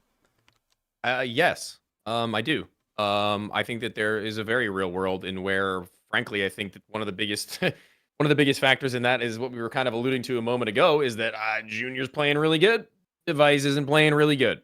Those are going to be two players that are going to be coming into contact with one another pretty regularly, and if Device isn't ready and willing to take those kinds of duels, then he's subjecting his riflers to going into that state. And we're going to need to see Poi hitting that wide swing peak and win it immediately against Junior if he has any hopes, because his teammates are going to get plucked. I mean, frankly, if they're not throwing flashbangs perfectly, they're just going to get plucked off one by one. And Junior's not going to really have any reservations about whether or not he feels like he's, individually capable of doing that. I don't think he is going to waver very many times in that fashion. So Yeah, going into that game, I think it's really just going to rely on the front and back ends of that team. The front end probably being Junior and the back end being Snav. I think those are two that I'm pretty comfortable with. But then on the inverse of that, it's Agile and Device in that same space. Um, but Device isn't like the front guy. He's the upper. I mean, a Junior is going to take first fights a lot probably. Device probably isn't. So it's probably going to be Poi and Agile. So if Junior can kind of like sneak his way in between those gaps, right? In the sense that he is going to be probably taking that duel. If he hits his first shot, then bang, there's going to be issues going on. And Agile is going to be the one that faces the repercussions of it at the end of the day. He's like, oh man, we're playing a 3v5. It's like 20 seconds into the round. Yeah, I mean, Ahil's been very good for this team. Like, let's be real. When they first played their first couple of events, he was a standout for me. Like him and Syra. Syra had these like little lurk plays he was making, these like kind of ratty little moments. He looks a little shaky to me still, though. Like I saw some highlights. Still looks a little shaky to me, Syra. Well, that's the thing. For me, he's the one with the least defined role and the most space to just go do random chaotic shit. Right? In that, Ahil is pure anchor, pure that guy's lurk. Good. And he's so good at it. Poi, pure opener, pure wrecking ball, just throw him out at people. Maybe he has rain to trade. Maybe, probably fucking not. Just leave him solo to go hit some shots. It's a space where then Syra is kind of like left to like kind of have some pack play, kind of just be like free to experiment and try things. And I've seen him make like little smoke pushes, take shots on timing, make little Mongols plays happen, which is what I call it. Just bozo swing something on a random ass timing. Just see if you hit a shot. Techno classic. But he is... Yeah, he's finding his pace, and I think he has a lot of impact, especially how he had a lot of impact in those events. But yeah, Ahil is the most reliable piece, because Poi will have fluctuations due to his style. But yeah, those peaks, as we're seeing in this game, insanely high. Makes up for both Rain and Device being kind of washed up bums. I'm not going to lie. Yeah, I mean, also like just to kind of like tack on to that point, even like if we're going to talk about like statistics, because statistics still are important in my opinion. Poi and Nagil are number 1 and number 2 for 100 Thieves in this event. Like they are very clearly the players who are having the most success, and we're talking about front back end type thing. And Junior is the highest rated AWPer, 3rd highest rated in the event, higher than any member of 100 Thieves in general. And if we're talking about the player that I kind of tacked on to be the one who's going to be playing the backside, Snav is below and beneath both Nagil and Poi, but not by far, not by a crazy range, but it's just enough to where you can see the gap between the two and the gap in the middle between the other two. And it's going to be who raises their ceiling and has their floor at where they need it to be. Because if one of those two things isn't true, then there's a good conversation in the middle of a best of 3 or even a map to be had being like, listen, guys, Snav's looking a little bit susceptible to overwhelming right now. Listen, guys, Junior isn't really hitting his shots right now. And I trust the system of 100 Thieves to find that first. But not necessarily do I trust them to not give them the openings in the inverse first, though. That's where I'm really worried. Yeah, a battle to see who comes out in the right moments on top. Sure. I'm excited to watch it. I really am. Is it being played today? I don't think so. I think that's oh no, 8 o'clock today. The winner of Voka versus the winner of 100 Thieves AM. The winner's not been decided yet. 100 Thieves still need to beat AM. They're down a map and an OT on map 2, so it's not sorted yet. It could be Voka versus AM, which is a very different conversation as far as who you like and who you don't. Yeah, you're right. But yeah, that's gonna be our VRS retakes. We've skipped some classic segments that are very Quack dominant, included Cock of the Week. This week's Cock will just be Quack. I'm sorry, Quack. You're not here. You're Cock of the Week. You didn't do your job. Yeah, bang. We're going to get into the retake games, and we're going to kick off with a game from yourself, Tony. You've decided to come along, and you've given it quite an iconic name, which is like 50 words long. So would you like to shorten it to something else? Wait, well, you don't have to do the last part. The last part are just the teams for you to know. Do you know what I called it in the timestamps? What's that? Why not the same? Oh, okay, sure. Why not the same? So basically, 5 teams. One of them is not like the other. The name I wrote down was one of these teams is not like the other. So that's the basis of the game. But we're going to call it that. So the teams, I don't know if you have a graphic for this made or anything like that. I do not. That's fine. The teams are FaZe, Pain, Liquid, Eternal Fire, and Legacy. Those are the 5 teams. And one of these teams is not like the other. And I'm gonna structure it the same way that Quack had last week. You can ask me as many questions as you want, yes or no, but I'm going to limit it to 20. Basically playing 20 questions. 20 questions. Okay, so Yeah. you're very specific. It's hard. It's not easy. It's not easy. Because technically, I could use a bunch of auxiliary questions and narrow it down in like 3, because there's only 5 things. I don't think you can. There's only 5 teams, so I can narrow it down to the one team just by asking you questions. But what I assume you mean I've got to figure out what's not like the others as well. Like this actual thing. There's an actual one real thing that makes this one team not like the other team. You know, you can kind of like guide your way into what that thing is, I feel like, if you just ask the right questions. There are good questions to ask. Yeah, because with Quack, it was like I could just eliminate players by saying, is the one that's not like the other white, or has black hair, has a ginger beard, you know, things like that. But I don't think that's going to be viable here. You're going to figure out what the thing is. You can ask me what it relates to is probably the best way of going about it. So is it related to this? Is it related to that? Is the thing that separates this team related in any way to branding? No. Okay, so it's not name, capitalization, down, colors, things like that. Okay. Is the thing that separates this one team to do with geography? No. Okay, good. Not geography either. You're asking good questions, all right, out the gate. Is the thing that separates these teams related to winning? Specifically winning trophies. No. I'm going to say no. Okay. Okay, so it's not really related to winning. Is this thing related to the VRS ranking directly? No. Okay. Okay. These are very good questions. You actually are. I shouldn't have given you 20. Fuck. Yeah, I thought 20 was lovely. I was like, damn, he really thinks I'm an idiot. Great. Is the thing post-COVID? Like, is the thing like post-COVID relevant? It is. Okay, it's post-COVID relevant. It's not also post-COVID relevant. It's not. Well, I guess it is post-COVID relevant. Yeah, sure. Is it also pre-COVID relevant? Separate question. It's not. It's not actually directly related to COVID in any way. However, I'm just using that as an arbitrary line in the sand. The thing is after COVID. Okay, like the basis of my thing is after COVID, but it has nothing to do with COVID. Like COVID didn't actually affect it in any way. That's fine. I was just using it as like a line in the sand on the history books, like, you know, the terms of the timeline. That's a good question. So look, phase pain. I'm gonna give you 10. Screw it. I'm cutting it down. I'm cutting it down to 10. This is too easy. Okay. Now the questions need some weight to them. So let me think about this out loud a bit. Phase have IGL problems, have AWPA problems, have support rifler / entry / whatever the fuck you want to call Jacob problems. Pain have just a bunch of question marks, really, at the end of the day. Liquid are all shit. Eternal Fire aren't really a team at the top level anymore. So, and then Legacy are in a really weird spot as well, but they're definitely in the sort Maybe of I'll keep it at 20. I'm not echelon. sure. Yeah, so figuring out the exact thing is the part that's confusing. Maybe I'll keep it at 20.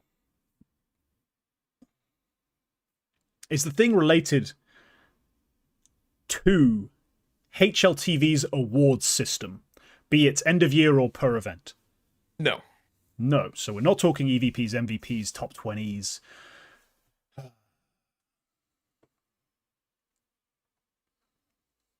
Now I'm in the struggle, really.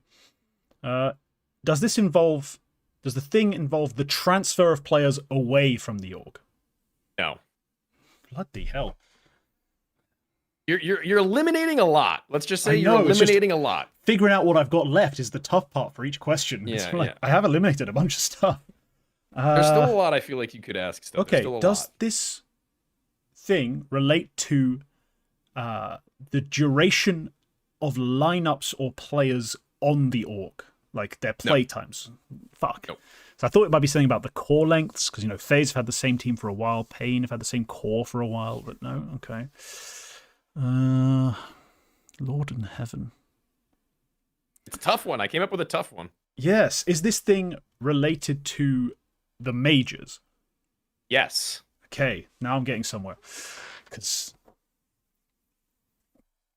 Okay, I've got a feeling, I'm just vocalizing my thoughts here, that one of these teams wasn't in the playoffs of a specific major that the others were in, but I don't quite know if I should phrase a question like that, because that might just be a waste of a question. Okay, look, we'll keep it as 20 questions, but every time that you give me a is the thing this? That counts as like a question taken off. You know what I mean? Yeah, but I'm not looking for an answer here. I'm just speaking out loud. I know. I'm just saying, if you do say, is the thing this, Yeah. I'm going to take it as a question. Okay. Is the thing related to major playoffs? Yes. Okay, so it is a major playoff thing. Okay. Ooh, is this about to be some... Are we about to talk a lot of shit about Liquid? Hang on. I'm now feeling maybe Liquid haven't won a major playoff game in so long that all these other teams have won one before them. Or more recently than them. Legacy, though, is the other blip. That's the thing. When we talk about major playoffs, we got this group of names. Legacy, and honestly, and Eternal Fire are the question marks. Because, okay, 2025, Liquid did not make major playoffs. Technically speaking, you could just straight up ask me if any of the teams are the outlier. Yes, but I assumed that would be pretty boring. I didn't include it in my rules, so I guess technically, if you really wanted to, you could. No, I'm just looking. 2024, Eternal Fire make major playoffs. 2024, last time Liquid make major playoffs. No, there's never been a major playoff for Legacy. If it's that simple that they're the only team to have never made major playoffs, because Pain made major playoffs last year, and FaZe made major playoffs last year. If it's that simple, as in like, it took me a while to get to it, but if it's that simple, okay. Is the thing that Legacy have never made major playoffs? No. Damn. Okay. But it is major playoff related, and that's the confusion.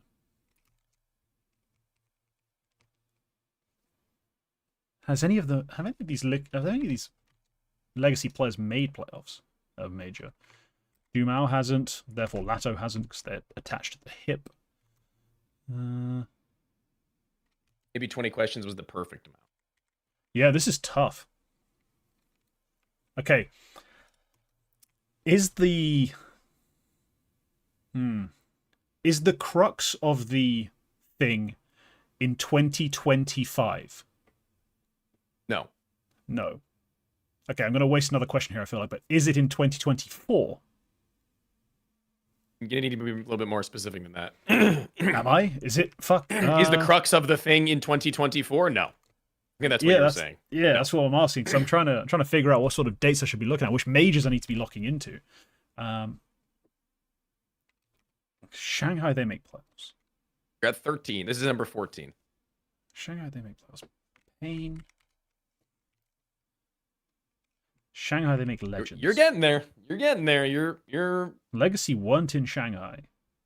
getting there. We're Eternal Fire in Shanghai. Let me see. They were not in Shanghai either. Fuck. I might have fucked you up by putting Legacy here. I'll say that. Yeah, trying to figure out what Legacy are doing. Okay, is the thing actually related to the players currently on the team, or the org overall? Org overall. Okay, just to make sure, because Eternal Fire makes that confusing. That's not really a yes or no question, but I'll give it to you. Well, it's this or that, I guess. Like, I guess let's say, is it related to the players? The answer is no. Okay, so it is the org. Yeah. Man, alive. I can give you a hint, maybe. Yes, hit me with a hint. It'll cost you a question. It'll cost you a question. Yeah, that's fine. The hint is that it's less so. Think less so about what one of these teams, wink, wink, might not have done, and what the other four were or did. Think more about the other four. Try to contextualize four at one time. Well, because Legacy is the only one that's never made major playoffs. So I did ask that.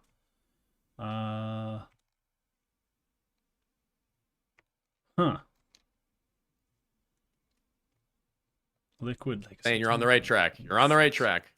It is related to that.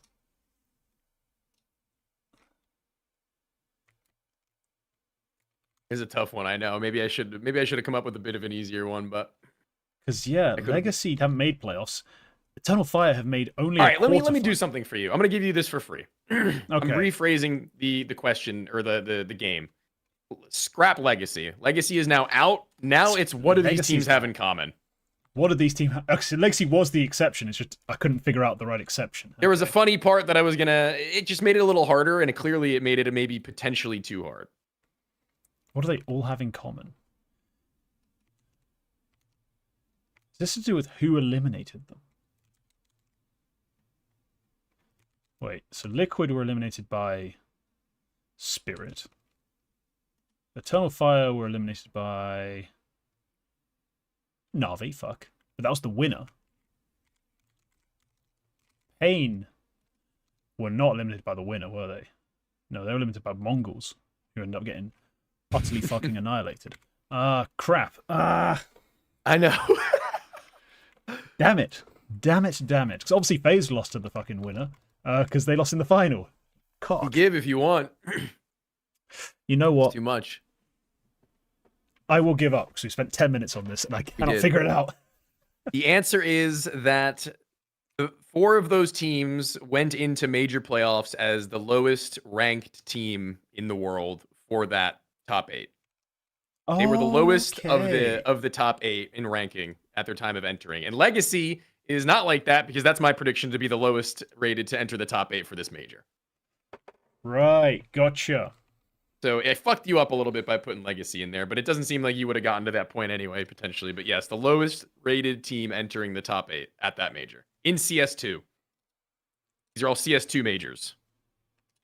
Gotcha. Okay. Right. So when you asked post-COVID, I thought, and then you got major playoffs, I was like, dude, it's only a matter of time. But yeah, I never thought to think about the rankings. Like, well, I did ask if it was ranking related, and you said no. You said a VRS ranking related, which yeah, and that must have been where I screwed myself. Yeah. Although maybe I would have ended up. The VRS didn't exist. I don't believe at the first major, did it? Maybe it did. Oh, I don't remember when all this stuff happened. But let me play your game. Your game is going to be more fun and interesting. Right, so here's my game. It's going to pop up on screen for everyone else at home, or it will eventually when I unhide the first image. Let's remove this, and let's move you up a bit. Oh, for crying out loud, they all disappeared because I changed the name somewhere else. Anyway, I'm going to first send something to you. Here you are. So the idea of this game, it's called Matchup Maestro. I'm going to show you a scoreboard with the team names hidden and the score overall not shown. And you have to figure out which teams and what the final score between the teams was. Just based on... Wait, where did you send this? Where did you send this? I've just sent it to you on Discord, the first one. The first one's a gimme. Figure out which game that is between which teams and what's the score. Like the final be like 2-1, 2-0 type thing? Exactly, yes. Okay, so that's FaZe and Cloud9 at the Boston E-League Major Final 2-1 for FaZe. There you go. Nice and easy. I thought I'd start with a layup. You can't get that one wrong, right? Surely. Let's go with the next one. Which one should go next, actually? Which one's the next easiest is really the ultimate question. I think it's this one. Okay, which 2 orgs are this? And which is the score? I know we're live right this second, but my roommate is knocking at the door. Can I help you? I'm currently recording and we're live. It's not that big. Hi, roommate. Yeah, you can pass. Don't worry, he's just going to his computer. He won't hurt you. That's all good. But yes, okay, I've sent you the second one. The second one is also on screen. This is Mouse Sports Evil Geniuses.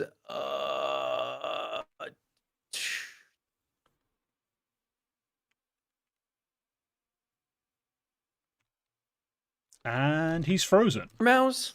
Oh, is he back? Or a 2-1 for Mouse. I don't know. One of the two. He's back. Oh. All right, we're back. Are we back? I think it's a 2. I think it's a 2-0 for Mouse versus EG. Yes, maybe it is. It is a 2-0. It is a 2-0. Okay. You're correct. Believe in yourself.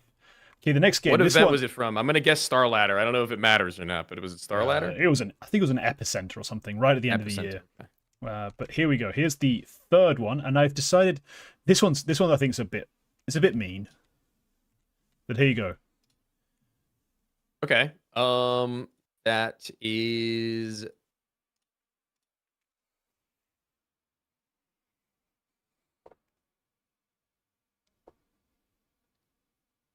Huh.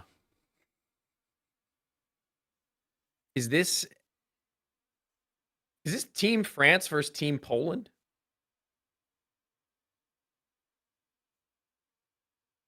Fuck, yes. It is I guess it'd indeed. be a 2-1 for Team France. It is indeed 2-1 for Team France. Yes, it is. Right. I this was the first one I did, and I accidentally hit all the flags. So I was like, oh, maybe the flags given away. Then I remembered the flags are always there. But the flags did look a bit funky to me, so I thought might as well hide them. For that But one yeah. in particular, I feel like it was almost a giveaway, almost, but like not really. Mm, I mean, I already knew all their nationalities regardless. exactly, and it's not really a big deal. But yeah, this is the next one. This one's actually relative to the other ones. I think kind of easy, but it's an amusing flash in the pan, like a flashback rather. This is NIP LGB. It is indeed 2-1 NIP. correct. Now the last one, which if you get the last one right, I will be a little bit annoyed. A little bit annoyed. I did try to trip you up with the last one. I tried, but I know you're a bit of a dork and you love this stuff. Bit of a friggin' nerd, yeah. Yeah. So here you go. Here's the final one. This is a game I always reference and talk about. This is Optic versus Imperial. Oh, this dork! two. Is it a 2-0 for Imperial? Oh no, is it? I think so. Fuck, it is. Yeah. Listen, man, you picked the wrong guy to go on the other side of this game today. Hey, look, I thought it'd be funny. Okay, I thought it'd be fun. It was as a game. fun. I love it. It's a thing that I thought I would definitely get wrong. Like so many of them. Not in terms of the scoreline, I'd be able to figure out 2-1, 2-0 usually. Right. But Jesus Christ, some of the fucking teams I would be lost if someone did this to me. But yeah, that was my deepest cut. I was like, you know what, this is a game I was actually in attendance for. It's a throwback. Really, it's that's cool. That's some of the deep Kingt lore. Wasn't even Kingt back then. Like, yeah, fuck it, we'll throw it in there. T. No, not even. My nickname was. You'll never even guess it in 1,000 years. Yeah, now this is the real game. The real game. Guess my old nickname. I'll give you 3 million attempts. I'm okay. There you go. But yeah, we now have to move into the Eternal Shuffle, which is usually prepped by Quack. And as we all know, he is cock of the week because he's not here. And that means no one has prepped it. So I'm going to have to do that as we talk. I could have. I have them. I have them here. You want them? In the last 7 days, what rosters have been made? Yeah, give them to me. We got Nimanha for wild card. Okay, so yeah, Nimanha joins wildcard from Ill Will. It's one of those moves where it's like, it is good. Like I'm not going to say probably a hater is fair of wildcard, who didn't really understand who was supposed to be calling and how this team was supposed to work. I don't think Nimanha's awesome in terms of tier 1 potential, but in terms of if you're not trying to be the 6th best team in the world, you're just trying to potentially sneak into a major, this is a pretty good move. It's pretty smart. I'd give them a pretty good grade on this, like probably an A-. Like, I don't know about you, Tony, maybe you're more of an NA believer than I am. Maybe you liked, is it Classier he comes in for? Like No. Who's he came in for? Didn't like him. No, just didnn't like him. Not a player I would say I'm a fan of, no. So it was the right player I guess was removed. Correct. But yeah. Take away on the move. I'll let you throw a grade on it. What would you give this as a grade? Oh, I mean, it's a knock it out the park if you're wild card. But the thing is that you effectively kill Ill Will, who is already qualified for the major as far as their points were concerned, at least at this point in time. Not guaranteed by any means, but certainly going to be effectively, I feel like, killing that team by taking a very heavy fragging in-game leader and dumping him into a new team, right? So I think it's a little bit tough. I think wildcard, yeah, they're going to be very happy to have somebody with a strong sense of leadership. Obviously, like I said, good firepower to bring to the team as well. And a little bit maybe more role balance to be brought over, which was kind of the question mark of all these dodging. Who's in-game leading? Who's doing this? Who's doing that? And now it makes a little bit more sense, right? So, I mean, you've got like a really strong in-game leader, potentially. You've got a really strong Opper, already provably. You have a, star player in Hex T now playing in proper roles. And you've got Peeping filling those gaps with the same with Rec, and now trying to actually elevate that younger talent in Peeping and Rec, which, I mean, even MHL and Hext are by no means like old. I mean, 24 for Hext and 24 for MHL. Like, they've got their time. So I think it's a big move. I'd give it an A. Yeah, it's pretty dope. I I can't hate it as much as I'd love to. Yeah, what's next? What else we got? We've got body for Flamus on OG. Oh yeah, yeah. This is a. It's going to be sad for people who are big Flamus fans, but as someone who has watched him post Gamer Legion, and then even on this OG where he was solid, but not so good I couldn't cut him, I kind of get it. And I'm actually okay with it. I'm like, there are other players on this team who want space, to take space, to make plays, who I think could also do it, just well, if not better. I mean, Adam B, even with Flams on the team, was putting up better numbers. I actually get this move. You add a bit more experience, you add some solidity in terms of what body is. Like, he's never super extraordinary, but he's solid. I would also give this kind of move maybe a bit. I still have to see body work truly in terms of not being too weak for this team to give it an A, but I'd certainly give it at least a B+. I mean, the part that's limiting me from giving it more, like maybe a B flat actually, is just could I have seen body in here for Arrows Dosh and been happier? In the long run, that's what's in my mind. I don't know about you, but for me, that's really what's scratching my brain. Yeah, I'm gonna give it a B flat. I'm not really feeling it all that much. I don't really think that body is going to be a blockbuster move for anybody right this second. I think maybe as like your 5th player, it does make some sense, but replacing Flamus, it's just like, what are we doing over at OG? Like, honest and truthfully, like, it's just crazy to think that at this point they brought on Flamus at the end of last year in November. You know, obviously it's been a pretty decent amount of time, like 4 months and change, I think, or something close to that. And he's looked okay, serviceable. He's looked good to decent. Their in-game leader, who's also their AWP player, hasn't. And, you know, putting the blame on Flamus again, it feels like in the system where the in-game leader can be put at fault when Electronic was kind of the last time we had that talk too. I don't know if Body is going to be a better player than Flamus. Obviously, you mentioned the experience point of things. Like, yeah, sure, that's all well and good, but will everybody else be able to step up in the firepower department? We were expecting Flamus to, alongside of like, you know, Spook and then Adam B at the ends of rounds, and Arazdos filling in those like nooks and crannies. I don't really know. Guess we'll see. I don't have hopes. I don't hope that this will do well. I don't think it will do well. I'd be pleasantly surprised to see it do well, though. Yeah, I'm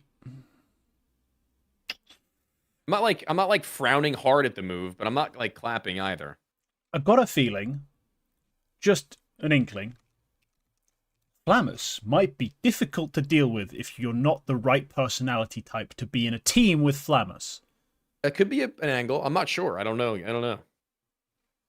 Like I'm just not sure about that because he's like fragged well for the team. It's not like anything he did was particularly egregious.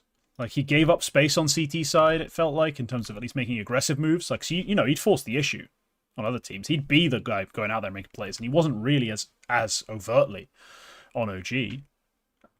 Maybe he was just a bit difficult for them to play with, and maybe, you know, Spook and Adam B, who were kind of just dogs for this team before them, before him arriving, you know, they were the guys, they were the big dogs. Yeah. Maybe they've just been like, we don't like playing with this guy. Maybe it's a cultural disfit. Could be. I mean, obviously, also you have to take into consideration that there's a scouting team behind this. So if Flamus was to be benched in general, and you look at the fact that the coach and assistant coach, or former coach and assistant coach of Body from 3D Max, I believe it was, or whatever, they were going under, or whatever point they were together. I mean, like, there's not. I wouldn't say the word isn't nepotism by any means, but like, you know, there's probably a very obvious hand in play for them to be like, well, we could get this guy type thing, and maybe that could actually be a plus. Maybe that could be something extra serviceable. You know, the in-game leader and their, you know, I guess, second speaker also having a very good tie to their coach and assistant coach. Maybe that's something, an angle you could take. Yeah, Cadian clearly needing some help, and maybe that's part of the reason you want Body. Maybe it was just too much to handle. I mean, he's handled young guys before, but maybe not the same. Obviously, not in the same capacity. Like, he handled young. Okay, come on, man. It was young Danes, right? Like, a bunch of these he's got kids a type, has he? Like they look up to him. Like, you know what I mean? Like, they were probably pretty excited to play with him at that point in time. Whereas this one's going to be a little bit different. Like, I don't know if they're like, oh, I get to play with Cadian. I'm sure some of them were like that, but maybe Flamus just kind of took it as, oh, okay, we got an IGL now. Cool. He's upping now. Cool. You know, maybe it's not that same level of respect that he needed.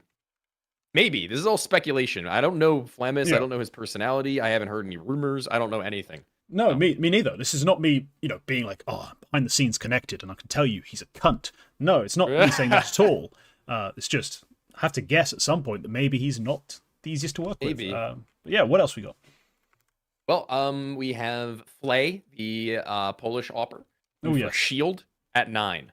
I think I want to take the reins a little bit on that one because I go got for the it. chance to cast him quite a bit, both when he was on Leshy they were going under at the time when they had won the Philadelphia finals that I got to cast literally live on LAN in person, really fucking cool. And that player was somebody who was blowing me out of the water with some of the decisions he was making, as well as some of the kind of bad decisions he was making and getting kills based off of it, just wildly relying on his mechanical abilities and winning. And that's insane to think that it was that long ago now that I had seen him do that. And then also when he was playing under Venom with that same core, or maybe he was in the same 5 at some point, but they were filtering out players as fits. And then finally now rejoining a Polish core even still, but a little bit more international, obviously, with the likes of an in-game leader in Rawls and a player in Kragan who are both Danes. So it's an interesting balance with his coach also being a Dane. So it's an interesting balance there of the personality types we were talking about, but it seems to be one that's been working out just well enough for 9 this far along. And I rate him just a little bit above Shield, although I think Shield was doing a good enough job as well. I find Shield, too safe for me. Now Sure, that being he's a said, safe pick. Flay sometimes far too risky. And I remember there's a Prospects of the Week or something like that to that effect, sort of short video I did back when I used to live stream a bunch. Like I did like a breakdown of his strengths, his weaknesses, what I liked, what I didn't like, what I saw, basically like in a week's period. It wasn't like a massive scouting haul. It was like he constantly repeaks into situations he shouldn't do and dies. True. Like to a number of different pistol rounds, he just lost his AWP for no fucking reason. And then also, he's not on an AWP. His style of aiming will just get him screwed over. Like if he's not flicking directly to the head, his spray was wank, and honestly, his ability to control M4 non-existent. Like he struggled in a lot of ways that you'd kind of hope a modern AWPer doesn't. Like you need them to be good on a rifle. You need them to be smart and safe in some of the decisions they make, especially when it comes to that sort of half buy when you're facing the Tech 9s. Like, just get the fuck out the way. Stop repeaking. But he was problematic. So I've always been a bit of a downer on Flay when a lot of people have been very excited just on that basis. But I do think he's a more interesting player for this 9 team than Shield. So, yeah, maybe he'll be a little less safe, a little less secure, but I think he does slightly elevate their ceiling because he is a more talented player than Shield. And he should be... Sorry. He should be able to win them more rounds. So, yeah, not hating the move. I'll give it probably a B. But, yeah, could be more excited. I'll give it a B+.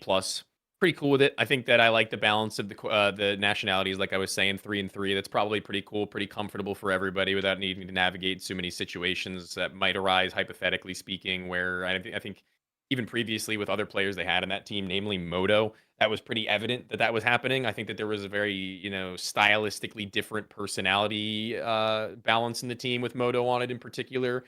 He was a little bit more emotional, played a little bit more into that, both in and out of the server. I think it was very visible on LAN watching him on the stage. It looked like he was very easily tiltable, but then also very easily able to raise his team when things were going well. But when things like on his own, like when he was missing shots, it could very, very physically, and also I think I don't know if the word would be like spiritually, be felt that he wasn't in the best mental spot when he was not shooting as hard as he wanted to. He wouldn't like outwardly tilt on his teammates, but losing affects people very differently. And I think that going into this one with Flay, I haven't seen a whole lot of either of those two things. I don't think that he's like, exceptionally outspoken when it comes to like being a hype man. And I also have never seen him, as far as I'm concerned, be like an extreme tilter on his teammates or himself, frankly, like to an extreme degree. So, maybe that play style thing you were talking about with decisions that he makes in the server or something that they can keep an eye on. But like his personality wise, I'm pretty happy with what they've got. Okay. Yeah. Let's see how it works out. Anything else? Yeah, I think we've got just one more. And this one is pretty fun because this is more perspective than anything right now. So it's been loosely rumored by sources that you can take with a grain of salt one way or another, but are relatively reliable, I would say, in this field. Inner Circle, they have officially benched Flyrax, transfer listed him, and the rumor on Road is that they're going to be picking up Headtrick in his stint, who most recently had played for Bait. Headtrick, okay. kind of annoyed to still see head trick on an AWP, to be honest. Really? Okay, that's an interesting take. At some point, I want to go back to rifling because his AWPing's just been so disappointing, and we'd seen him rifle pretty damn well. So why does he insist forever to be an AWPer? But hey, I would... Yeah, I would... I think we've seen ceilings and floors. If we're going to talk about ceilings and floors, like head trick's off ceiling is still like in theory, bang, dude. Like in theory, it's just he's not hit it in years. He's just not right now. Almost, it's not. Like he's just been so bad for so long. Fleerex, the problem I had with Fleerex is he just wasn't a star. Like he just wasn't going to be a star. He was just their opper, you know. He was their opper, like, and he was fine in moments, and he was in a very symmetry way, like just not doing really anything special. I had a couple moments on a rifle where it's like, fundamentally sound in terms of the positioning, but nothing special.